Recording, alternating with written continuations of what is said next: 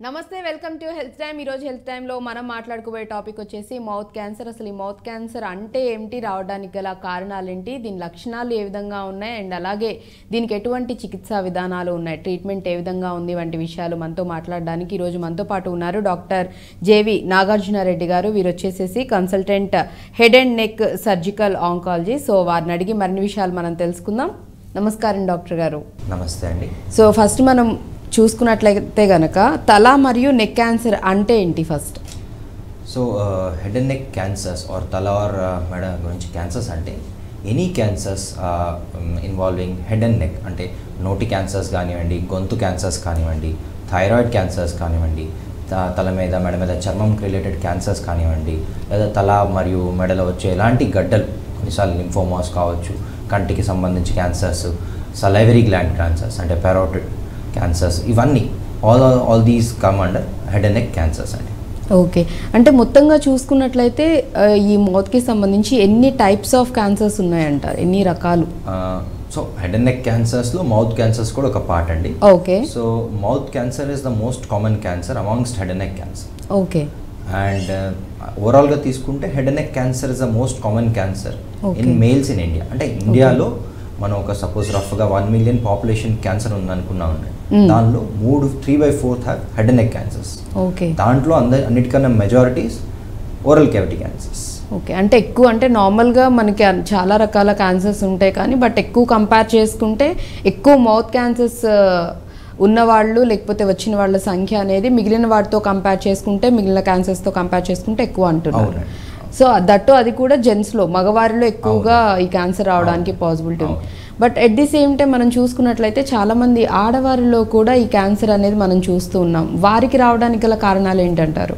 So జనరల్గా mouth cancers అంటే నోట్లో అండి ఎనీవేర్ ఇన్ ద మౌత్ అంటే బుగ్గకు కావచ్చు నాలుగు కావచ్చు అంగిలి అంటే ప్యాలెట్ అంటాము ఆర్ జా మనం ఏదైతే పళ్ళు ఉంటాయో జా బోన్ కామ్ మౌత్ లో పార్ట్స్ అండి డిఫరెంట్ పార్ట్స్ వాటల్ క్యాన్సర్స్ ని మౌత్ క్యాన్సర్స్ అంటాం మోస్ట్ కామన్ కాజ్ ఏంటి మన ఇండియాలో ఎందుకు ఇంత ఎక్కువ అంటే అండి టొబాకో పొగాకు రిలేటెడ్ పదార్థాలు సచ్ యాజ్ సిగరెట్ అనుకోండి ఖైని తంబాకు ఒక్కపొడి సుపారి జరదా మీరు ఏ పేరైనా పెట్టుకోండి ఒక్కొక్క రీజన్లో ఒక్కొక్క పేరుతో పిలుస్తారు so all are these apart from that alcohol only tobacco products చూసుకుంటే they have a multiplicative effect అంటే టొబాకోలో కూడా యాక్చువల్లీ స్మోక్ చేసే వాళ్ళ సంఖ్య చాలా ఎక్కువగానే ఉంది అట్ ప్రెసెంట్ మనం చూసుకుంటే ఈవెన్ ఇప్పుడు యంగ్ పీపుల్ టీనేజ్ పీపుల్ కూడా స్మోకింగ్ అనేది అదొక అలవాటు కింద పెట్టేసుకున్నారు వ్యసనం కింద కంటిన్యూ చేస్తూనే ఉన్నారు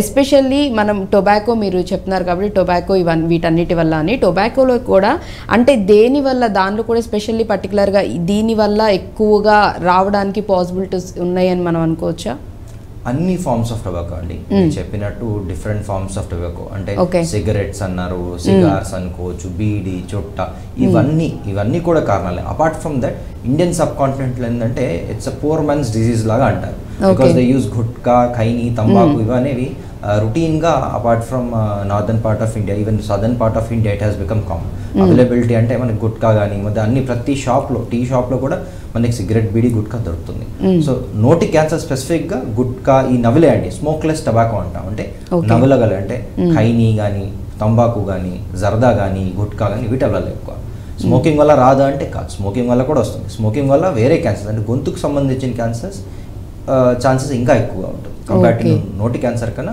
అది గొంతు మీద బాగా ఎఫెక్ట్ గొంతుకి ఊపిరితిత్తులకు బాగా ఎఫెక్ట్ చేస్తుంది రైట్ అండ్ అలాగే మనం చూసుకుంటే అంటే ఒకప్పుడు ఓల్డెన్ డేస్లో అప్పట్లో కూడా స్మోక్ చేసే వాళ్ళు ఉన్నారు అంటే సిగరెట్స్ ఇవన్నీ స్మోక్ చేసే వాళ్ళు ఉన్నారు అండ్ అలాగే మీరు అంటున్నట్లుగా ఇప్పుడు ఏవైతే పాన్ అవన్నీ ఉన్నాయో అప్పుడు వాళ్ళు తీసుకునేవాళ్ళు బట్ అప్పుడు చూసుకుంటే క్యాన్సర్ అనేది అసలు ఎక్కడ చాలా రేర్గా ఇద్దరికి అంటే 1000 మందిలోనో లేకపోతే 1,00,000 మందిలో ఒకళ్ళు అన్నట్టు ఉండేది బట్ అట్ ప్రెజెంట్ ఇప్పుడు చూస్తున్నట్లయితే క్యాన్సర్ కూడా ఎట్లా అంటే కామన్గా కోల్డ్ లేకపోతే కాఫ్ వస్తే ఎట్లా ఉంటుందో సో అంత అంటే నెంబర్ అనేది చాలా పెరిగిపోయింది ఎందుకంటారు రీజన్స్ ఏంటంటే అప్పుడున్న సిచ్యువేషన్స్ ఏంటి ఇప్పుడు ఇంతగా స్ప్రెడ్ అయిపోవడానికి లేకపోతే ఇంతగా రావడానికి కారణాలు ఏంటంటారు గుడ్ క్వశ్చన్ అండి చాలా మంది అదే అడుగుతారు అంటే మా తాతగారు తాగారు మా నాన్నగారు సిగరెట్ తాగారు వాళ్ళకి ఏం కాలేదు మాకెందుకు వచ్చింది అంటే there is a gross change in lifestyles అండి అపార్ట్ ఫ్రమ్ వాళ్ళు సిగరెట్ చుట్ట అనేది నాకు తెలిసి probably in the late 60s వాళ్ళు ముసలోళ్ళు అయిపోయాక స్టార్ట్ చేసేవాళ్ళు, ఆర్ ప్రాబ్లీ లిమిటెడ్గా కాల్చేవారు.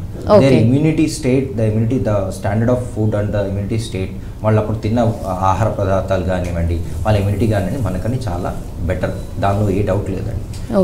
అట్ ప్రెసెంట్ మన లైఫ్ స్టైల్లో there is lot of stress. Apart from మనం తినే ఫుడ్ ఒకటి కాలుష్యం, అంటే there is lot of pesticides etcetera, చాలా వరకు కల్తీ అనేది ఉంది. మనం ప్రాపర్ డైట్ తీసుకోవట్లేదు, వీఆర్ ల్యాకింగ్ పౌష్టికమైన ఆహారం తీసుకోవట్లేదు. మనం చాలా అవుట్ సైడ్ ఫుడ్ కానీ, అన్నెసెసరీ డైట్ కానీ, ఎక్సెసివ్ షుగర్స్ కానీ, ఇవన్నీ మల్టీ ఫ్యాక్టోరియల్. ప్లస్ లైఫ్ స్టైల్లో ఆల్రెడీ స్ట్రెస్ ఉంది, దానికి the age at which we begin. మీరు చెప్తే నమ్మరు, గ్యాట్స్ అని ఒకటి సర్వే ఉంటుందండి, global association for adult tobacco survey అని. దానిలో ఏం తేలిందంటే ఇండియాలో మ్యాక్సిమం స్మోకింగ్ అనేది లెస్ దెన్ 20 years స్టార్ట్ అవుతుంది. అండ్ దానిలో కూడా స్పెసిఫిక్గా అబ్బాయిలు దే స్టార్టెడ్ 17 years అయితే, అమ్మాయిలు దే స్టార్టెడ్ 16 years అండి. It's not my words, it is a survey conducted by GATS. You can go online. So equal అమ్మాయిలు కూడా smoke చేస్తున్నారు. That's a shocking news actually. అంటే the present generation, this smoking is taking a toll on everybody because of the lifestyle changes, stress కానివ్వండి, work stress కానివ్వండి, personal stress కానివ్వండి, all these things are what we call as creating a lot of stress. దానికి తప్పించుకోవడానికి smoking, అంటే smoking అనేది ఏం చేస్తుంది, nicotine అనే పదార్థం మన బ్లడ్లోకి వెళ్ళి మన బ్రెయిన్లో ఒక రివార్డ్ సెంటర్, అంటే మనకు మంచి పని చేసినప్పుడు ఆనందం ఎలా కలుగుతుందో అలా డోపమిన్ సెంటర్ ఉంటుంది, దాన్ని వెళ్ళి స్టిమ్యులేట్ చేస్తుంది. సో మనకు ఒక ఫీలింగ్ ఆఫ్ వెల్ బీయింగ్, అంటే చాలా మంచిగా ఏదో కొంచెం స్ట్రెస్ రిలీఫ్ లాగా అనిపిస్తుంది. ఆ సెన్సేషన్ ఉండటం వల్ల అది మనకి అడిక్షన్గా మారిపోతుంది. సో ఇందాక మీరు ఇంకొకటి అడిగారు, అంటే నాన్ టొబాకో కాజ్ యూజర్స్లో కూడా ఎందుకు వస్తుంది అంటే, స్పెసిఫిక్గా అడల్ట్స్, పెద్దవాళ్ళు, ముసలి వాళ్ళలో, ఫీమేల్స్లో డెంచర్స్ అంటాం, ఇల్ ఫిట్టింగ్ డెంచర్స్, అంటే వాళ్ళు పెట్టుకున్న పళ్ళ సెట్ కానీ ఆర్ పళ్ళు సరిగ్గా లేకుండా షార్ప్ టీత్స్ అంటాం, అవి రిపీటెడ్గా నాలుగుకో బుగ్గకో తాగటం వల్ల ఆ ఏరియాస్లో చిన్న అల్సర్ లాగా మారి అది స్లోగా క్యాన్సర్ లాగా మారడం జరుగుతుంది. ఓకే, సో అంటే డెంటల్ అంటే దంతాలకి సంబంధించి ఏమైనా ట్రీట్మెంట్స్ తీసుకున్నప్పుడు కూడా చాలా కేర్ఫుల్గా ఉండాలంటారు. ఇఫ్ ఇన్ కేస్ ఒకవేళ అది ప్రాపర్గా చేయించుకోకపోయినా వాటి నుంచి కూడా అల్సర్స్ ఫామ్ అయ్యి అది leads to cancer. And that అంటే ఎక్కువ శాతం వరకు అట్లా వచ్చే అవకాశం ఉందంటారా? చాలా రేర్ కేసెస్లోనే మనం చూడొచ్చు అంటారా? డెంటల్ ఇష్యూస్ అంటే ఇట్ ఈస్ మల్టీ ఫ్యాక్టర్. ఒక క్యాన్సర్ అనేది ఓన్లీ డెంటల్ ఇష్యూస్ వల్లనే వచ్చిందని చెప్పడం few cases are there, especially ఫీమేల్స్లో ఎవరైతే టొబాకో అలాంటి హ్యాబిట్స్ లేవు. ఒక యాజ్ ద ఏజ్ ఇంక్రీజెస్ అండి, మన డైట్ తగ్గిపోతుంది, మన ఇమ్యూనిటీ తగ్గిపోతుంది. దాంతోపాటు ఇవి ఇన్స్టిగేటింగ్ ఫ్యాక్టర్స్, అంటే ప్రైమరీ ఫ్యాక్టర్ లాగా లీడింగ్ ఉంటుంది. అది రిపీటెడ్గా తగలటం వల్ల, ఆ గాయం మానకపోవటం వల్ల అల్సర్గా అయ్యే అవకాశం ఫ్రీక్వెంట్గా ఉంటుంది. అంటే especially female patients who are we have seen till now, almost ఒక అరౌండ్ 50% ఆఫ్ దెమ్ వాళ్ళకి ఈ sharp teeths or ill fitting dentures వల్ల జరగడం, క్యాన్సర్ రావడం జరిగింది. రైట్. అండ్ అలాగే మనం అంటే పాత రోజుల్లో అట్ ప్రెసెంట్ ఇప్పుడు సిచ్యువేషన్స్ మాట్లాడుకున్నాం, అలాగే అంటే వంశపారపర్యంగా ఏమన్నా అంటే మన ఫోర్ ఫాదర్స్కో లేకపోతే మన గ్రాండ్ పేరెంట్స్కో అలా ఎవరికన్నా ఉండి అది నెక్స్ట్ జనరేషన్స్కి కూడా అంటే జెనెటికల్గా కూడా ఇది ఏమన్నా స్ప్రెడ్ అయ్యే ఛాన్సెస్ ఉన్నాయంటారా? Mouth cancer especially. Mouth cancers అని గుడ్ క్వశ్చన్. అంటే జెనెటిక్గా స్ప్రెడ్ అయ్యేవి మౌత్ క్యాన్సర్స్లో తక్కువ అండి. ఓకే, ఓన్లీ ఫ్యూ సిండ్రోమ్స్, అంటే కొంతమంది కొన్ని సిండ్రోమ్స్ అంటారు, లీఫ్రోమనీ సిండ్రోమ్, బ్లూమ్ సిండ్రోమ్ అలా అని కొన్ని సిండ్రోమ్స్ ఉంటాయి వాళ్ళకి ఫెమిలియల్గా. అలాంటి వాళ్ళకి ఎస్పెషల్లీ మౌత్ క్యాన్సర్స్ వచ్చే అవకాశం చాలా ఎక్కువగా ఉంటుంది. Otherwise mouth cancers mainly is because of నేను చెప్పిన tobacco, alcohol, other causes such as viruses, అలా డిఫరెంట్ ఇన్ఫెక్షన్స్ ఉంటాయి, వాటి వల్ల కూడా రావడం జరుగుతుంది.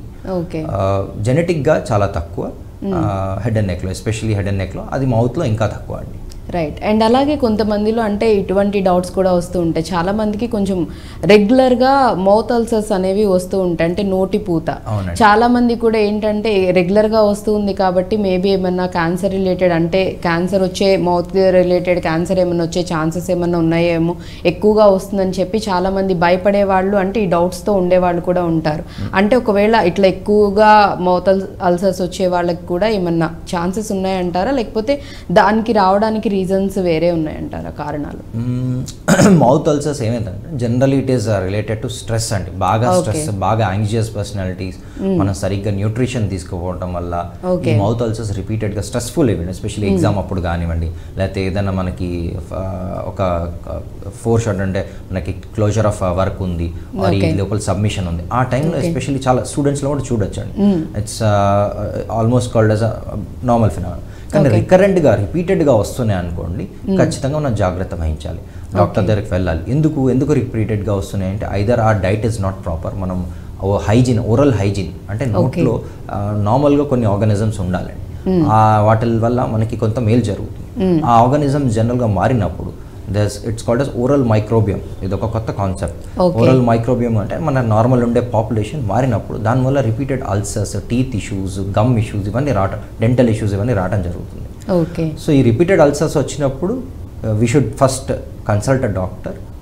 కొంచెం రెగ్యులర్ ఫాలోఅప్లో ఉంటే ఏంటంటే ఇది మన స్ట్రెస్ వల్ల అవుతుంది, either it's issue with our personality or our diet, ఇవన్నీ మనం ఏదైతే కరెక్టబుల్ ఫ్యాక్టర్స్ కరెక్ట్ చేసుకున్న తర్వాత కూడా వస్తున్నాయి అంటే వీ షుడ్ బి కేర్ఫుల్ అండి.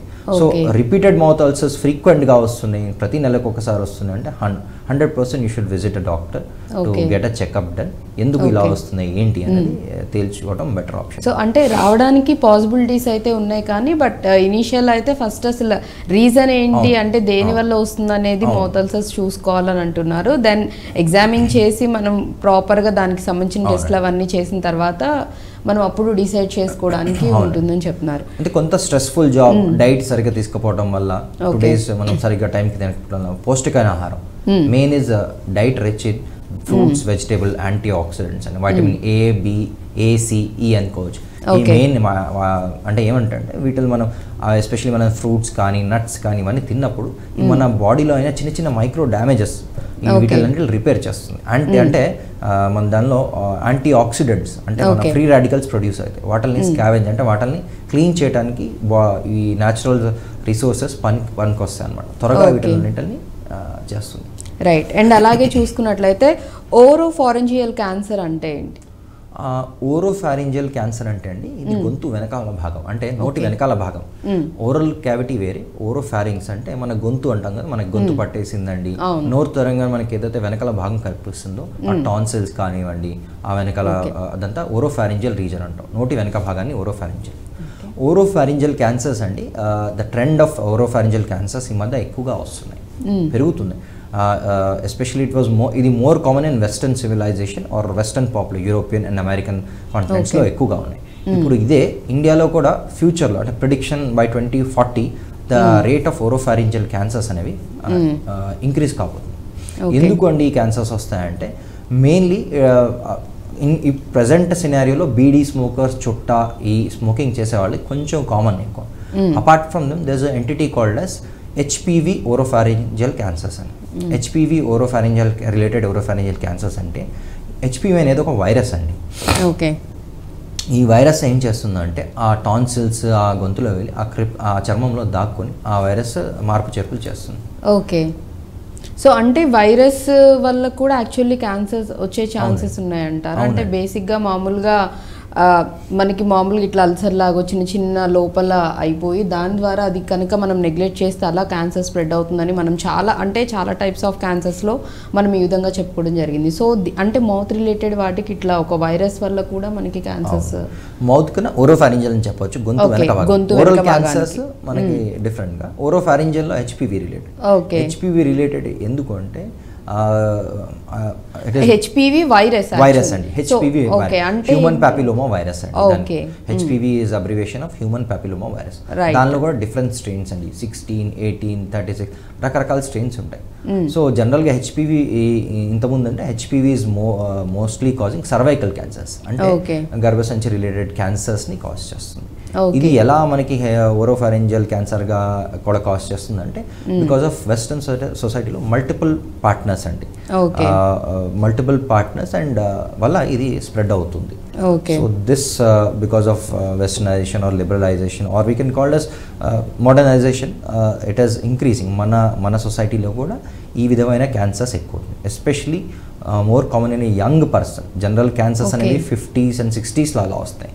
హెచ్పివి రిలేటెడ్ ఓరోఫారింజల్ క్యాన్సర్స్ అండి young 20s or early 30s patient people who are well educated, they generally present with such cancers. Okay. And అలాగే అంటే సైనస్తో బాగా సఫర్ అయ్యే వాళ్ళకి కానివ్వండి, లేకపోతే టాన్సిల్స్ ప్రాబ్లం, కొంతమందిలో క్లైమేట్ చేంజ్ అయిన వెంటనే లేకపోతే వాతావరణంలో మార్పుల వల్ల ఇమీడియట్గా వాళ్ళకి ఇన్ఫెక్షన్ లాగా థ్రోట్లో రావడం అండ్ టాన్సిల్స్ అనేవి బాగా స్వెల్లింగ్ వచ్చేసి మౌత్కి బాగా ఇబ్బంది అవ్వడం, అంటే తినడానికైనా లేకపోతే మాట్లాడాలన్నా చాలా కష్టంగా ఉంటుంది. కొంచెం ఇటువంటి వాటితో ఇబ్బంది పడే వాళ్ళకి మౌత్ క్యాన్సర్స్ వచ్చే ఛాన్సెస్ ఏమన్నా ఉన్నాయంటారా? అంటే సోర్ థ్రోట్ మీరు చెప్పింది గొంతు పాడు కావటం, ఇది సోర్ థ్రోట్ అంటారండి. అది రిపీటెడ్ ఫారింజైటిస్ అనొచ్చు ఆర్ టాన్సిలైటిస్ అనొచ్చు. అది డిఫరెంట్ కారణాల వల్ల. ఇది జనరల్గా అలా వస్తుందంటే వాళ్ళకి వేరే different, either they are easily prone to infection, వాళ్ళకి సైనసైటిస్ రిలేటెడ్ ప్రాబ్లమ్స్ అయినా ఉండొచ్చు, లేదంటే రిఫ్లక్స్ లారింజైటిస్ అంటారు. వాటి వల్ల జనరల్గా థ్రోట్లో యాసిడ్ రిఫ్లక్స్ వల్ల రిపీటెడ్గా ఇన్ఫెక్షన్. వాళ్ళకి ఛాన్సెస్ అనేవి depends if they are simultaneously using tobacco products, alcohol, అవునండి, they will have increased chances of having cancers. ఎందుకంటే మనకి నార్మల్ ప్లేస్లో రిపీటెడ్గా ఇన్ఫెక్షన్ అయినప్పుడు ఆ లోకల్ ఇమ్యూనిటీ కొంత తగ్గడం జరుగుతుంది, డ్యామేజ్ జరగడం జరుగుతుంది. ఆ డ్యామేజ్కి మనకి రిపేర్ కావడానికి కొంత టైం తీసుకుంది. ఆ రిపేర్ అయ్యే లోపల మనం ఆల్కహాల్తో కానీ టొబాకోతో కానీ సిగరెట్తో కానీ ఇన్సల్ట్ రిపీటెడ్గా మనం యూజ్ చేయటం వల్ల అక్కడ అది ఇన్సల్ట్ అంటే దానికి గాయం జరగడం జరుగుతుంది. అప్పుడు అది మాననప్పుడు any non healing thing gradually ఒక రోజులో చేంజ్ చేయదు, ఒక నెలలో సంవత్సరాల్లో పదే స్లోగా ఇట్ కన్వర్ట్స్ ఇంటూ క్యాన్సర్ అండి. ఓకే. అండ్ అలాగే అంటే టొబాకో ఎక్కువగా యూజ్ చేయడం వల్ల మౌత్ క్యాన్సర్స్ రావడానికి మనం చెప్పుకుంటూ ఉన్నాం. బట్ చాలా వరకు ఇప్పుడు వస్తున్న లేటెస్ట్ ప్రొడక్ట్స్ అంటే ఏవైతే మార్కెట్స్లో వస్తున్నాయో వాటిలో కూడా చాలా వరకు సంథింగ్ ఇది ఫ్రీ, ఇది తక్కువ ఉంది, లేకపోతే స్మోక్ అనేది చాలా తక్కువ వస్తుంది, హార్మ్ అనేది చాలా తక్కువ పర్సంటేజ్లో ఉంటుంది, ఇలా డిఫరెంట్గా వస్తున్నాయి. సో ఫస్ట్ ఆఫ్ ఆల్ అసలు వచ్చేసి టొబాకోలో అంటే ఏ దానిలో ఉన్న ఏ ఎలిమెంట్ కానివ్వండి లేకపోతే ఏ ఐటమ్ పదార్థం అనేది ఎక్కువగా ఉండడం వల్ల అండ్ అది మన బాడీలోకి ఎక్కువగా తీసుకోవడం వల్ల క్యాన్సర్ రావడానికి ఛాన్సెస్ ఉన్నాయంటారు? So tobacco good question, very good question అండి. ఎందుకంటే people are advertising and purchasing as well as వాళ్ళు సంజాయించుకుంటున్నారు, అరే దీనిలో స్మోక్ లేదు, స్మోక్లెస్ టొబాకో, లేదు అంటే ఇది వేప్ అండి, లేకపోతే ఇది ఈ సిగరెట్ అండి, దీనిలో అసలుకి టొబాకోలో ఉన్న హార్మ్ఫుల్ ప్రొడక్ట్స్ ఉండవు. ఏంటంటే మీరు అడిగినట్టు టొబాకోలో what are the harmful products అంటే పాలీసైక్లిక్ అరోమాటిక్ హైడ్రోకార్బన్స్, స్మోకింగ్ కానీ అవి కాకుండా అరికోలిన్ అని ఒక్కలో కానివ్వండి, ఇవన్నీ డిఫరెంట్ టైప్స్ ఆఫ్ ఆల్కలాయిడ్స్ అండి. ఇవి పాలీసైక్లిక్ అరోమాటిక్ హైడ్రోకార్బన్స్ అంటే మనం బండి నడిపాక అంటే కార్ నడిపాక పొగలో వచ్చే what you call by products. So ఒక టొబాకో సిగరెట్లో కానీ మోర్ దెన్ 30 నోన్ కార్సినోజన్స్ అండి. నోన్ అంటే వాటి గురించి ప్రాపర్గా మనం అంతా, అవి కాకుండా దర్ మెనీ అన్నోన్ కార్సినోజన్స్. వాటి యాక్షన్ అంటే హెవీ మెటల్స్, మనం నికెల్ అనొచ్చు, ఏవైతే మనం ఇండస్ట్రీస్లో వాడతాం అలాంటి హెవీ మెటల్స్ ఉంటాయి. అవన్నీ మన బాడీలోకి వెళ్ళి మన రొటీన్ సెల్స్ని డ్యామేజ్ చేస్తాయి. ఎలా అంటే మనకి జనరల్గా సెల్ ఒకటి ఏమైనా పాడైపోతే రిపేర్ చేసుకునే అవకాశం మన బాడీలో ఉంటుంది. It's called as repair mechanism, DNA repair mechanisms అంటాం. సో వాట్ డస్ దీస్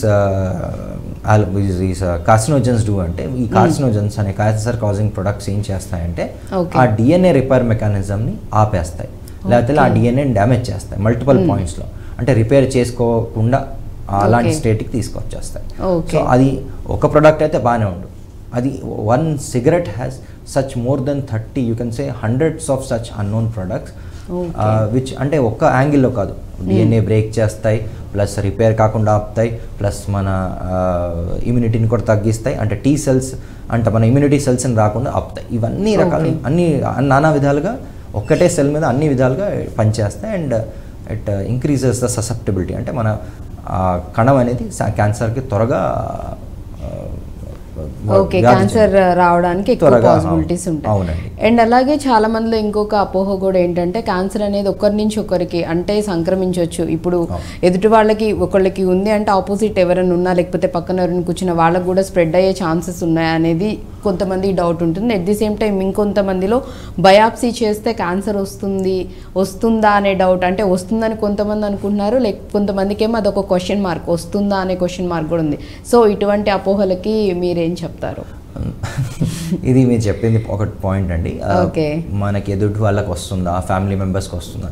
జనరల్గా cancer is a non communicable disease. అంటే మనం ఒక ప్లేట్లో అన్నం తింటే కానీ, ఒక ఇంట్లో అంటువ్యాధి కాదు ఒకటి.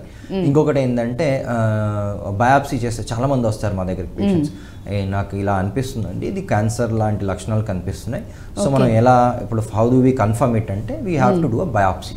బయాప్సీ ఎందుకు అంటే దాని తత్వం అది ఏంటిది తెలుసుకోవడానికి దాని నుంచి ఒక చిన్న పీస్ తీసి చేస్తాం. వాళ్ళు ఏమంటే ఫస్ట్ క్వశ్చన్ ఏంటంటే మనం బయాప్సీ చేస్తే ఇది క్యాన్సర్ పెరిగిపోతుంది అని కాదు. So it doesn't spread with what you call as biopsy. Biopsy అనేది it's a compulsory and procedure to be done. ఎందుకు అంటే మనకి ఖచ్చితంగా అది క్యాన్సరా కాదని నిర్ధారించడానికి బయాప్సీ ఖచ్చితంగా చేయాలి. ఓకే, సో అయితే అంటే డాక్టర్ గారు చెప్తున్నట్లుగా ఒకరి నుంచి ఒకరికి, అంటే క్యాన్సర్ అనేది అంటువ్యాధి కాదు, ఒకరి నుంచి ఇంకొకరికి అయితే సంక్రమించడము లేకపోతే వ్యాప్తి చెందడం అనేది మాత్రం జరగదు, అది అపోహ మాత్రమే, అలా భయపడాల్సిన అవసరం లేదని చెప్తున్నారు. సో మనం చూసుకున్నట్లయితే యాక్చువల్లీ మనం ఎందుకు వస్తుంది, రావడానికి గల రీజన్స్, కారణాలు ఇవన్నీ మాట్లాడుకున్నాం. సో అలాగే లక్షణాలు, ఒకటి ఏదన్నా మనకి ఏదైనా హెల్త్ ప్రాబ్లం వచ్చిందంటే ఖచ్చితంగా మన బాడీలో సిమ్టమ్స్ అనేవి తెలుస్తూ ఉంటాయి. ముందుగానే బిఫోర్గానే మన బాడీ అనేది అలర్ట్ అయిపోతుంది, మనకు ఆల్రెడీ సైన్స్ కింద చెప్తూనే ఉంటుంది, అలర్ట్ చేస్తుంది మనల్ని కూడా. అట్ ది సేమ్ టైం వీటిలో కూడా అంటే ఓరల్ క్యాన్సర్లో కానీ లేకపోతే మౌత్ క్యాన్సర్లో కానీ అటువంటి లక్షణాలు ఏ విధంగా ఉంటాయి అంటారు, ఎలా మనం తెలుసుకోవడానికి possibilities ఉన్నాయంటారు?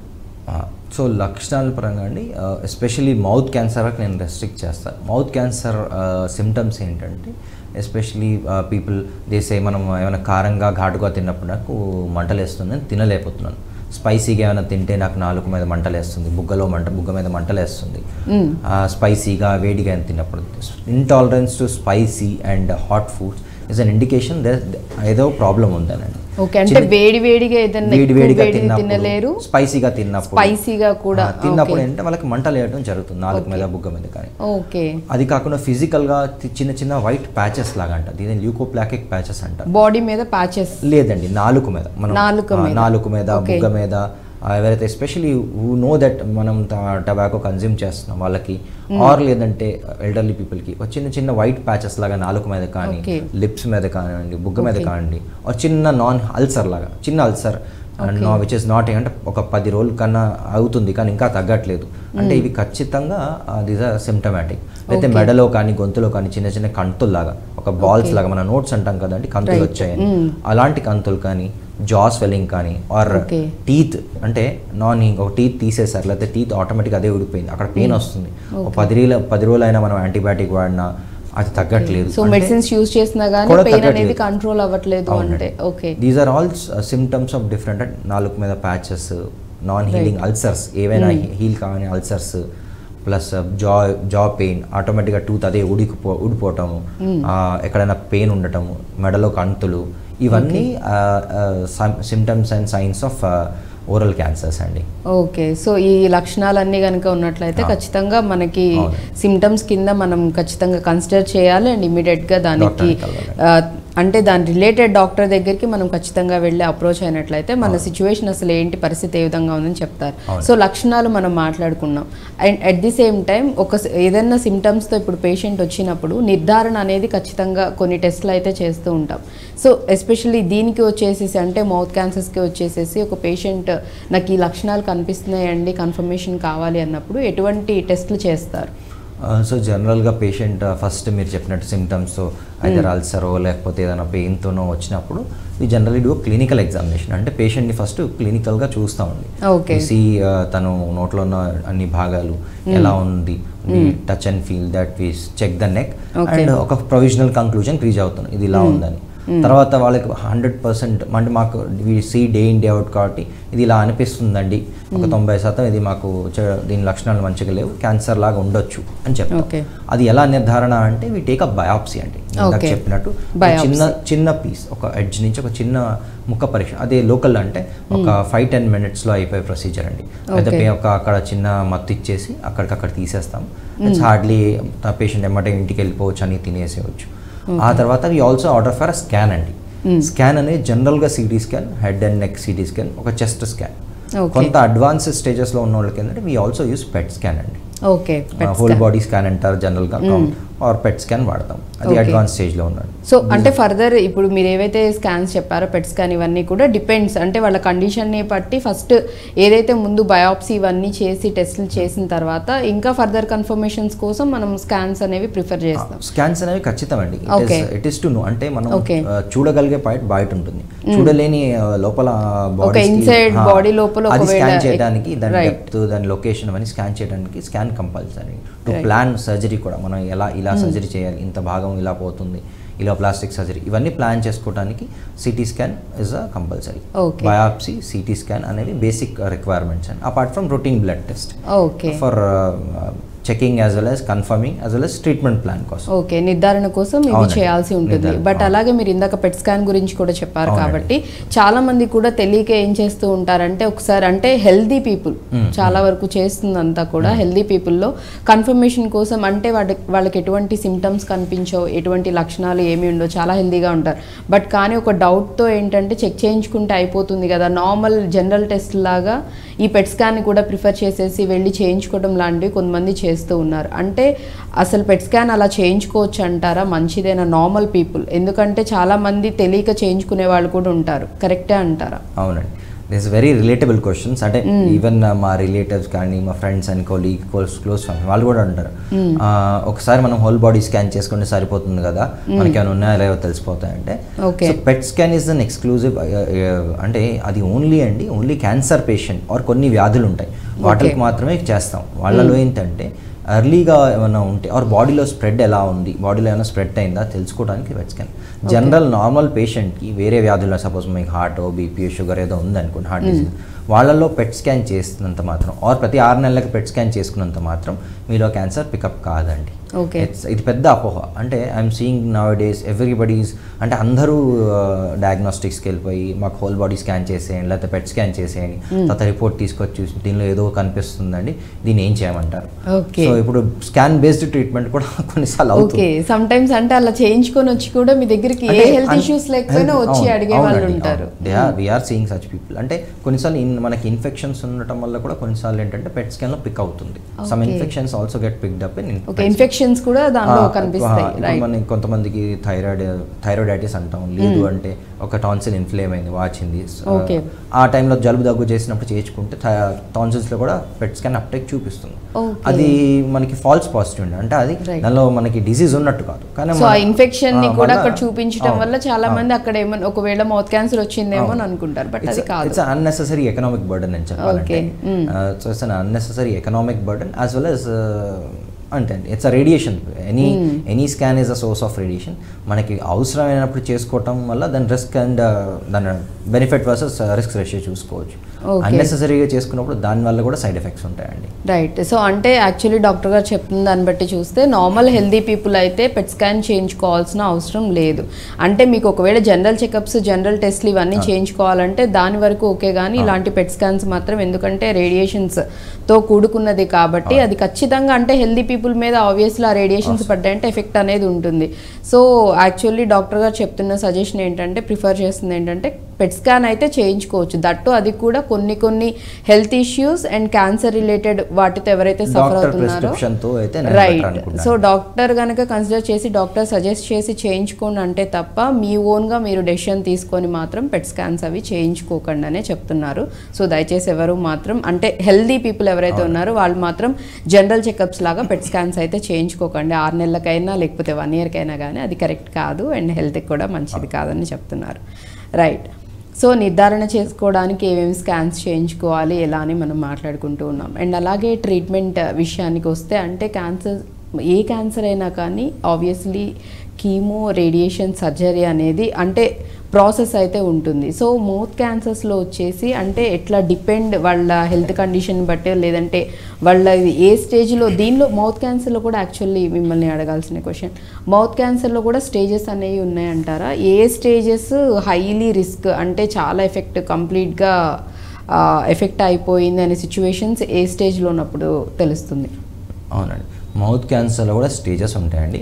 Stage 1, stage 2, 3 and 4. So జనరల్గా ఎర్లీ స్టేజ్ ఎప్పుడైనా అండి, ఏ రోగమైనా, క్యాన్సర్ కానివ్వండి, దగ్గు, జలుబు కానివ్వండి, ఏదైనా any type of disease early stage చాలా చిన్నగా ఉన్నప్పుడు దాన్ని ట్రీట్ చేయడం కానీ దానివల్ల మనకు వచ్చే సైడ్ ఎఫెక్ట్స్ అంటే మళ్ళీ వచ్చే అవకాశం కానీ అండి చాలా తక్కువగా ఉంటుంది. So generally stage 1 and 2 are considered as very good. Stage 3 and 4 are considered as కొంచెం రిస్కీ అండి. సో ఇలా అంటే వీటల్ ట్రీట్మెంట్ చేయలేమా అంటే చేయొచ్చండి, అన్ని స్టేజెస్కి ట్రీట్మెంట్. ఓన్లీ మెటాస్టాటిక్ అంటే బాడీలో స్ప్రెడ్ అయిపోయిన కేసెస్లో మాత్రం మనం ఏ ట్రీట్మెంట్ అంటే క్యూరేటివ్ అంటే నయమయ్యే ఉద్దేశంతో ట్రీట్మెంట్ చేయలేమండి. ఓకేనా, ఈ 4 స్టేజ్లో ట్రీట్మెంట్ చేయవచ్చు. ఓకే, సో ఫోర్త్ స్టేజ్ లో ఉన్నా కానీ మనం ట్రీట్మెంట్ అనేది చేయొచ్చు. ఓకే, సో దానిలో మీరు చెప్పినట్టు ట్రీట్మెంట్ ఎలా డిసైడ్ అవుతుందంటే జనరల్గా మల్టీ ఫ్యాక్టోరియల్ అండి. Okay, most commonly oral cancers అన్నిటికీ best and first option surgery అండి. ఫస్ట్ అండ్ బెస్ట్ ఆప్షన్ అంటే మనం ఎగ్జామ్కి వెళ్ళినప్పుడు మనం 100 మార్కులు పేపర్ రాస్తే ఖచ్చితంగా మనకి 50 అని వస్తాయి. సెకండ్ ఆప్షన్ అంటే మనం 50 మార్కులకి రాస్తే ఖచ్చితంగా 50 కన్నా దాటం. So first and best option అంటే దీంతో మనకి క్యూర్ అంటే మనకి ఖచ్చితంగా నయమయ్యే అవకాశం అంటే సర్జరీ అండి. సర్జరీ తర్వాత ఆ పేషెంట్కి ఫర్దర్గా క్యాన్సర్ రాకుండా తిరిగి రాకుండా జనరల్గా క్యాన్సర్ ట్రీట్మెంట్ చేశాక క్యూర్ అయిపోతుంది 100%. మళ్ళీ వచ్చే అవకాశం 100% అంటే మళ్ళీ రాకుండా ఉండే అవకాశం 100% అంటే కాదు అని చెప్తాను. ఈవెన్ ఫస్ట్ స్టేజ్ పేషెంట్కి అరౌండ్ 95 to 98% క్యూర్ అంటే నయం అయిపోయే అవకాశం. ఒక 1 to 5% పేషెంట్స్కి మళ్ళీ వచ్చే అవకాశం.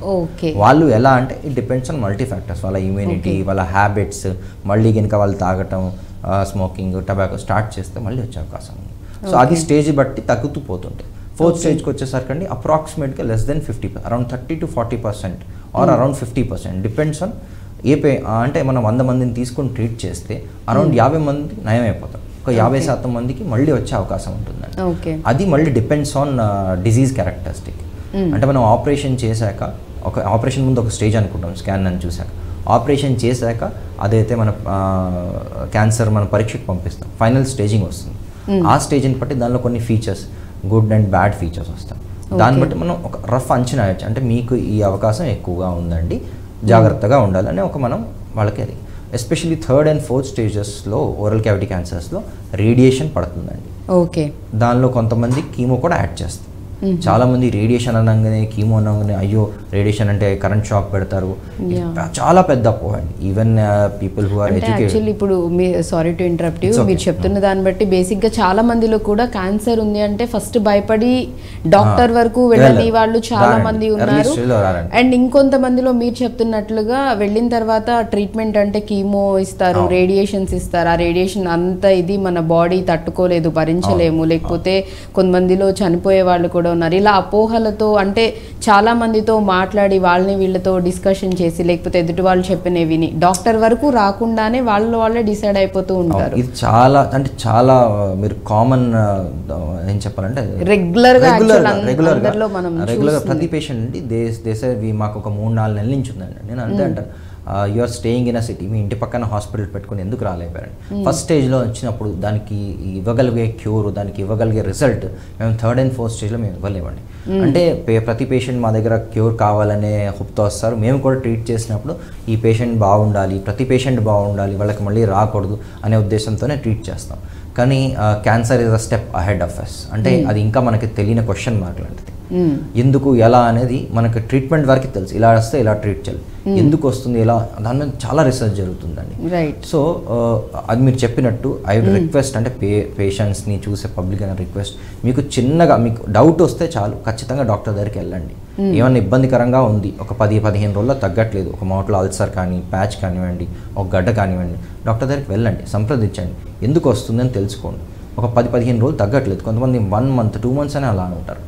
సో ఇట్ ఈస్ అప్పుడు ఏంటంటే stage up stage every 15 to 20 daysకి క్యాన్సర్ అది అప్ స్టేజ్ చేసుకుంటుంది, పెరుగుతూ పోతుంటుంది, డబుల్ అవుతూ పోతుంది. సో చాలా ఫాస్ట్గా అది స్ప్రెడ్ అవ్వటము లేకపోతే దాని గ్రోత్ పెరగడం అనేది చాలా ఫాస్ట్గా క్విక్గా ఉంటుంది. ఇనిషియల్ స్టేజెస్లో కొన్నిసార్లు మన ఇమ్యూనిటీ బాగుంటే by God's grace or immunity బాగుండటం వల్ల ఏంటంటే స్లోగా గ్రోత్ అవుతుంది. Once it reaches a point, అంటే ఎప్పుడైతే అడ్వాన్స్ స్టేజ్లో వెళ్ళిపోతుందండి అప్పుడు బాడీలో స్ప్రెడ్ అయ్యే అవకాశం వేగంగా అంటే ఫాస్ట్గా వెళ్తుంది. స్ప్రెడ్ అనేది ఫాస్ట్గా ఉంటుంది. అప్పుడు అనేది మీరు వచ్చి మనం ట్రీట్మెంట్ అయ్యే లోపలే కొన్నిసార్లు some patients we have seen ర్యాపిడ్గా స్ప్రెడ్ అయిపోయి ఓకే కొంచెం సో అంటే ఐ థింక్ డాక్టర్ గారు చెప్పినట్లుగా ఏదన్నా సరే అంటే మనకి హెల్త్ ఇష్యూ ఏదైనా సరే ఫస్ట్ అండ్ ఫోర్మోస్ట్గా మనకి ఏదైనా ప్రాబ్లం వచ్చిందంటే ఇమీడియట్గా ఫస్ట్ ఇంట్లో వాళ్ళకి చెప్పండి and at the same time క్విక్గా మీకు నియర్ బై ఎవరు ఉన్నారో ఆ డాక్టర్ని పర్టికులర్గా మీ హెల్త్ ప్రాబ్లమ్కి రిలేటెడ్ డాక్టర్ని వెళ్ళి కన్సల్ట్ అవ్వండి. సో వాళ్ళతో ఫస్ట్ మీరు వెళ్ళి మీ ప్రాబ్లం ఏంటనేది చెప్తేనే ఎన్ని డేస్ నుంచి ఉందో లేకపోతే ఎన్ని మంత్స్ నుంచి ఉందో అని చెప్తే దాన్ని బట్టి ట్రీట్మెంట్ అనేది ఉంటుంది. అండ్ ఇప్పుడు కూడా యాక్చువల్లీ మెడిసిన్ పరంగా అడ్వాన్స్డ్ టెక్నాలజీ అడ్వాన్స్డ్గా అన్ని విషయాల్లో ఉన్నాం కాబట్టి ట్రీట్మెంట్స్ అన్నీ కూడా ది బెస్టే జరుగుతున్నాయి. ఎస్పెషల్లీ క్యాన్సర్ రిలేటెడ్ కూడా ఒకప్పుడు ఒక 10-15 ఇయర్స్ బ్యాక్ మనం చూసుకున్నట్లయితే మేబీ చాలామంది భయపడేవాళ్ళు, ఇంకా క్యాన్సర్ వచ్చిందంటే లైఫ్ లేదనుకునే వాళ్ళు డిసైడ్ అయిపోయేవాళ్ళు. బట్ ఇప్పుడున్న సిచ్యువేషన్స్లో ఎనీ టైప్ ఆఫ్ క్యాన్సర్ పర్టికులర్గా ఇది అదని కాదు, ఏ క్యాన్సర్ అయినా కానీ మ్యాక్సిమం చాలా వరకు ఈవెన్ డాక్టర్ గారు చెప్పినట్లు 4th స్టేజ్లో ఉన్న వాళ్ళకు కూడా చక్కగా ట్రీట్మెంట్ చేసి వాళ్ళు మంచి సర్వైవ్ అవ్వడానికి మళ్ళీ ఒక 10-15 ఇయర్స్ వరకు మళ్ళీ అది రిపీట్ అవ్వకుండా రావడానికి సో అంత చక్కగా ట్రీట్మెంట్స్ అనేవి ఉన్నప్పుడు భయపడాల్సిన అవసరం లేదు. ఫస్ట్ అయితే మీరు మాత్రం భయపడకుండా ఏదైనా సిమ్టమ్స్ లక్షణాలు తెలుస్తున్నాయంటే ఇమ్మీడియట్గా ఆ పర్టికులర్ డాక్టర్ని మీరు కన్సల్ట్ అయ్యి అసలు మీ ఏ స్టేజ్లో ఉంది నిజంగా ఫస్ట్ థింగ్ నిర్ధారణ అనేది కూడా చాలా ఇంపార్టెంట్. అది తెలుసుకోకుండా కూడా భయపడిపోయి అపోహల్లో ఉండేవాళ్ళు కూడా చాలామంది ఉంటారు. సో మెంటల్లీ డిప్రెస్ అయిపోయి డిసైడ్ అయిపోతూ ఉంటారు. అలా కూడా చేయకండి. ఫస్ట్ ఏదన్నా డాక్టర్ మీకు నిర్ధారించారు మీకు ఉంది అని కన్ఫర్మ్ చేస్తేనే మీరు అప్పుడు దానికి ఫర్దర్గా కూడా భయపడకుండా ట్రీట్మెంట్ ఏంటి ఎలా చేయించుకోవాలి ఏంటి అనేది ఫాలో అయితే మంచిది. అలా కాకుండా అపోహల్లో ఉన్నారంటే ఆబ్వియస్లీ ఇప్పుడు డాక్టర్ గారు చెప్తున్నట్లుగా చాలామంది లేట్ చేస్తారు. డిలే చేసే కొద్దీ ఏంటంటే ఆ హెల్త్ ఇష్యూ ప్రాబ్లం ఇంకా ఎక్కువ అయిపోతూ ఉంటుంది. సో ఇనీషియల్గా వచ్చినప్పుడు ట్రీట్మెంట్ అనేది చాలా 99% వరకు మనకి రికవరీ అనేది ఉంటుంది. అది లేట్ అయ్యే కొద్దీ ఏంటంటే ఆ పర్సంటేజ్ అనేది తగ్గుతూ వస్తుంది. కాబట్టి సో ఇనీషియల్లో చేయించుకోవడం అనేది మంచిదని చెప్తున్నారు. సో మ్యాక్సిమం కీమో అయినా రేడియేషన్ అయినా కానీ డిపెండ్స్ అని అంటున్నారు. డిపెండ్స్ ఆన్ ద స్టేజ్ అండి. జనరల్గా ఫస్ట్ ఓరల్ క్యావిటీ క్యాన్సర్స్లో నోటి క్యాన్సర్స్లో ఫస్ట్ సెకండ్ స్టేజ్లో ఉన్న వాళ్ళకి జనరల్గా రేడియేషన్ కీమో అవసరం పడదు. సర్జరీ కూడా చాలా మైనర్గా ఉంటుంది, ఎందుకంటే ట్యూమర్ సైజ్ చిన్నగా ఉంటుంది కాబట్టి మనకి with in a span of few days 1 week to 10 days patient can resume their routine life అండి. సర్జరీ అయినా suppose for example tongue cancer surgery అయినా 3-4 days నుంచి పేషెంట్ కెన్ ఈట్ అంటే తను తినవచ్చు. యాక్చువల్లీ నేను ఆ క్వశ్చన్ మిమ్మల్ని అడుగుదామని అంటే మౌత్ రిలేటెడ్ క్యాన్సర్తో సఫర్ అయ్యే వాళ్ళకి ఈవెన్ అంటే మనం ఏదన్నా తీసుకోవాలి తినాలి అన్నా అట్ ది సేమ్ టైం మనం మాట్లాడుతున్నప్పుడు కూడా చాలా వరకు ఇక్కడ నర్వ్స్ ఎవ్రీథింగ్ అన్నీ ఉంటాయి కాబట్టి ఏ చిన్న వాటికి రప్చర్ జరిగినా ప్రాబ్లం అయినా కానీ ఆబ్వియస్లీ ఎఫెక్ట్ అనేది చూపిస్తూ ఉంటుంది. దట్టు ఇలా క్యాన్సర్తో సఫర్ అయ్యే వాళ్ళకి ట్రీట్మెంట్స్ ఇవన్నీ నడుస్తున్నప్పుడు మాట్లాడడానికి సంబంధించి ఇబ్బంది పడుతూ ఉంటారు, ఏమన్నా ఇంటేకింగ్ తీసుకోవడానికి కూడా ఇబ్బంది పడుతూ ఉంటారు. వీటికి సంబంధించి ఏమన్నా పర్టికులర్గా కేర్ తీసుకోవడం కానీ గైడ్ చేయడం కానీ జరుగుతుందా? ఉంటుందండి. ఫస్ట్ థింగ్ ఇస్ మేము పేషెంట్ రాగానే వాళ్ళకి చెప్పేదని భయపడకండి. వాళ్ళు ఫస్ట్ అండి నేను మాట్లాడగలనా, నా మాట పోతుందా, నేను తినగలనా, అసలు నాకు టేస్ట్ తెలుస్తుందా అంటే ఇవి పెద్ద మిత్స్ అంటే అపోహలు అని చెప్పాలి. నోటి క్యాన్సర్ పేషెంట్స్కి ఎనీ పేషెంట్స్కైనా స్టేజ్ని బట్టి ఎర్లీ స్టేజ్కి అయితే చాలా ఇనీషియల్గా it's a critical surgery. I don't say it's an easy surgery, but ఏంటంటే రికవరీ అనేది డిపెండ్స్ ఆన్ పేషెంట్స్ కాన్ఫిడెన్స్ చాలా ఫాస్ట్గా ఉంటుందండి. జనరల్గా ఏంటంటే మేము అక్కడ సూచర్స్ ఆర్ సర్జరీ చేసిన ఇన్ఫెక్షన్ కాకుండా ఒక 3 to 4 days ఒక ముక్కు ద్వారా చిన్న పైప్ దాని ద్వారా ఫీడింగ్ పంపిస్తాం. 5th day నుంచి we start them on liquids అండి. 3rd to 5th day we start them water తాపిచ్చేస్తాం. 5th day తర్వాత నుంచి we start them on liquid diet. They are confidently taking అంటే వారం రోజుల నుంచి they can have their routine food. So patient అంటే operation ఒక 6 to 7 hours తర్వాత పేషెంట్ కెన్ స్టాండ్ అప్, తన పనులు తను చేసుకోవచ్చు, వాష్రూమ్కి వెళ్ళటం అవన్నీ చేసుకోవచ్చు అండి, వాకింగ్ చేయొచ్చు అని చేసుకోవచ్చు. మీరు చెప్పినట్టు మాట్లాడటం అనేది డిపెండ్స్ ఆన్ ద స్టేజ్. మాట అనేది ఇనీషియల్గా ఫస్ట్ ఫ్యూ డేస్ కొంచెం నొప్పి కొంచెం లైట్గా ఇబ్బంది ఉంటుంది కాబట్టి దేర్ విల్ బి సమ్ కొంచెం నత్తిగా వస్తుంది. పోను it will be almost near normal. So minimum అంటే ఒక 1 week 1 or 2 weeks లో initial stage of cancer. Initial stage వాళ్ళకి మాత్రమే మళ్ళీ అది కూడా చెప్తారు, ఎందుకంటే మళ్ళీ చెప్పారు కదా డాక్టర్ గారు మాకేంటంటే మాటలు రావట్లేదు లేకపోతే మా వాళ్ళకి ఇబ్బంది పడుతున్నారని అనుకుంటారేమో. ఇనిషియల్ స్టేజ్ వాళ్ళకి మాత్రం ఈ అడ్వాన్స్ స్టేజెస్ లో కూడా డిపెండ్స్ ఆన్ ద సైట్ అండి. నాలుగు క్యాన్సర్ బుక్క క్యాన్సర్ వాళ్ళకి మాట్లాడటానికి దే ఆర్ day 1 నుంచి they can start talking. 4 cancer వాళ్ళకి ఏంటంటే కొంచెం ఇబ్బంది ఉంటుందండి, టంగ్ మీద వచ్చిన వాళ్ళకి, టంగ్ మీద వచ్చిన వాళ్ళకి, బికాస్ అడ్వాన్స్ స్టేజ్లో సర్జరీ అనేది కొంచెం ఎక్స్టెన్సివ్గా జరుగుతుంది కాబట్టి తినటానికి మాట్లాడటానికి ఇనిషియల్గా వాళ్ళ సౌండ్ వస్తుంది కానీ ఆ క్లారిటీ ఆఫ్ స్పీచ్ అనేది ఉండకపోవచ్చు. సో అంటే కంప్లీట్గా మాట్లాడకపోవడం లేకపోతే కంప్లీట్గా మనం ఇంకా ఫుడ్ తీసుకోకపోవడం అనేది అయితే ఏ స్టేజ్ అయినా ఉండదని చెప్తున్నారు. బట్ కానీ డిపెండ్స్, అంటే మనది ఏ స్టేజ్లో ఉంది అండ్ మనం సర్జరీ చేసిన తర్వాత పేషెంట్ తను ఎలా రెస్పాండ్ అవుతున్నారనే దాని మీద డిపెండ్ అయ్యి మేబీ అంటే 1 వీక్ తర్వాత లేకపోతే 2 వీక్స్ తర్వాత అనేది, బట్ మాట్లాడడం తినడం అయితే వాళ్ళు తీసుకోవడం జరుగుతుందని చెప్తున్నారు. అది కంప్లీట్గా పేషెంట్ హెల్త్ కండిషన్ బట్టి డిపెండ్ అయి ఉంటుందని. దానికి కూడా స్పెసిఫిక్గా మీరు చెప్పినట్టు we have developing swallowing rehabilitation అంటామండి. ఎస్పెషలీ రేడియేషన్ జరుగుతున్న పేషెంట్స్కి కానీ వాళ్ళకి కొన్ని సైడ్ ఎఫెక్ట్స్ ఉంటాయి మింగటానికి. ఇలా హెడ్ అండ్ నెక్ పేషెంట్స్కి swallowing is one of the main issues. అంటే మింగలేకపోతున్నాం అండి, నేను తినలేకపోతున్నా అండి, వాళ్ళకి స్వాలోయింగ్ రీహాబిలిటేషన్ అనేది especially people who are into head and neck cancers మేము వాళ్ళకి different type of exercises, different types of manoeuvres ఉంటాయి, అవి చెప్తాం. ఎలా మింగవచ్చు, ఎలా మనం తినవచ్చు పెయిన్ లేకుండా, ప్లస్ మెడికేషన్స్ ఇవన్నీ యూజ్ చేసి we try to ease their త్వరగా, అంటే వాళ్ళు త్వరగా కోలుకునేటట్టు we have treatment for that also. We have rehabilitation, physiotherapy అనుకోండి, ఒక రకమైన ఫిజియోథెరపీ కూడా ఉంది. అండ్ అలాగే అంటే చాలా మందిలో కూడా మెయిన్ వచ్చేసి ఈ మౌత్ క్యాన్సర్స్ రావడానికి టొబాకో, ఎవరైతే స్మోకింగ్ ఎక్కువ చేస్తారో, డ్రింకింగ్ ఎక్కువ చేస్తూ ఉంటారో వాళ్ళలో ఎక్కువగా వస్తూ ఉంటుందని చెప్పారు. కొంతమందిలో యాక్చువల్లీ స్మోకింగ్ హ్యాబిట్ అనేది అంటే దానికి ఒకసారి అంటే తెలియకుండానే ఎడిక్ట్ అయిపోతూ ఉంటారు. బట్ ఇంకా వన్స్ అలవాటు పడిపోయిన తర్వాత మానాలన్నా చాలా కష్టపడుతూ ఉంటారు. సో ఎవరైతే అంటే స్మోకింగ్ మానాలనుకొని కూడా అవ్వని వాళ్ళకి మీరేమన్నా అంటే కౌన్సిలింగ్ చేయటం కానీ, వాళ్ళకి ఫర్దర్గా మీరేమైనా సజెస్ట్ చేయడం కానీ ఇలాంటివైనా చేస్తూ ఉంటారు? అవునండి, that is equally part of our practice or treatment అనుకోవచ్చు. ఓకే, పేషెంట్ అయితే డే 1 వస్తారు, మాకు చెప్తారు నాకు ఇలాంటి అలవాటు ఉందండి, నేను ట్రై చేశాను చాలాసార్లు, నా వల్ల కావట్లేదు, ఇబ్బందికరంగా ఉందంటే we start them on different treatment, nicotine replacement therapy R de addiction treatment అండి. సో వాట్ వీ డూ అనేది, దానిలో మనకు ఏదైతే టొబాకో ప్రోడక్ట్ వాళ్ళు వాడుతున్నారో దాంతో వచ్చే whatever we call as a relief అనేది we try to replace with, ఈ మధ్య మీరు చూస్తుండొచ్చు టీవీలో నికోటిన్ చూయింగ్ గమ్స్ అని. So we use different combination of chewing gum, different doses, different regimens, nicotine patches అని ఉంటాయి. తర్వాత కొన్ని ఫార్మాస్యూటికల్ అంటే డ్రగ్స్, కొన్ని టాబ్లెట్స్ ఉంటాయి, ఇవైతే మనకి ఆ క్రేవింగ్, మనకి ఆ టొబాకో తీసుకోవాలనే ఆ ఇచ్చని తగ్గిస్తుంది, అలాంటి కొన్ని టాబ్లెట్స్ ఉంటాయి. We also use, apart from that we do psychological counselling, we assess their psychological scenario and what are the stresses for them, అంటే ఏమేమి స్ట్రెస్సెస్ ఉన్నాయి, ఎందుకు వాళ్ళు ఆ హ్యాబిట్ని రిపీటెడ్గా వాడాల్సి వస్తుంది, ఇవన్నీ we try to take in and counsel them. It's a gradual process అండి, ఒక రోజులో ఒక నెలలో అయ్యేది కాదు, గ్రాడ్యువల్గా depends on the patients. If they are firmly అంటే వాళ్ళు ఖచ్చితంగా నేను వదిలేయాలి.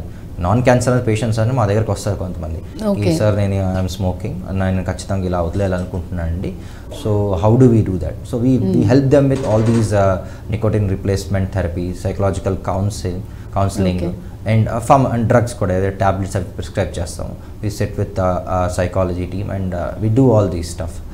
So it's an important part అండి, de addiction is a very important part.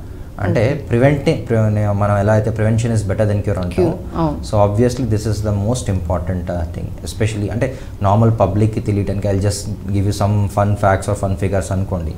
So ఒక person who is smoking will have the chances of developing cancer, అంటే 1 in 100 అనుకోండి normal పర్సన్కి వచ్చేది, అంటే ఏం అలవాటు లేని వీళ్ళకి 40% అండి, 40 to 50 times ఇట్ ఇంక్రీజెస్.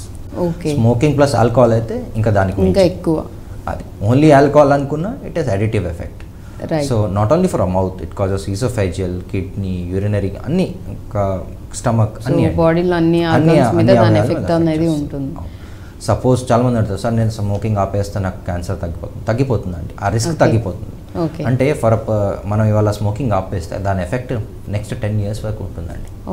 అంటే ఫర్ ద నెక్స్ట్ 9 years మీ గ్రాడ్యువల్గా ఎవ్రీ ఇయర్ మీ రిస్క్ అనేది ఒక లెస్ దెన్ 30% తగ్గిపోతుంది. After 20 years it is almost equal to a normal person, అంటే అంత టైం పడుతుంది. So person who are chronically smoking, right. And అలాగే ఈ మౌత్ క్యాన్సర్ కానీ ఓరల్ క్యాన్సర్తో సఫర్ అయ్యే వాళ్ళది యాక్చువల్లీ అంటే ఏ స్టేజ్, ఫస్ట్ స్టేజ్ అయినా లేకపోతే 4th stage అయినా కానీ యాక్చువల్లీ వాళ్ళకి అంటే ఎంత టైం పడుతుంది ట్రీట్మెంట్ అంతా చేయించుకోవడానికి? పర్టికులర్గా లేకపోతే ఇన్ని మంత్స్ అంటే ఒక 3 months 6 months అలా ఏమన్నా ఉంటుందా, లేకపోతే అది కూడా పేషెంట్ స్టేజ్ని బట్టి అండ్ తన హెల్త్ కండిషన్ని బట్టి డిపెండ్ అయి ఉంటుందంట? అవునండి, health condition is also equally important. కొంతమంది మనం ఏ ట్రీట్మెంట్ అంటే వాళ్ళకున్న comorbidities, BP, sugar, diabetes, heart, అన్ని రకాల ప్రాబ్లమ్స్ ఉన్న వాళ్ళకి, సీనియర్ సిటిజన్స్, చాలా వయసు ఉన్న వాళ్ళకి you might not be able to treat them.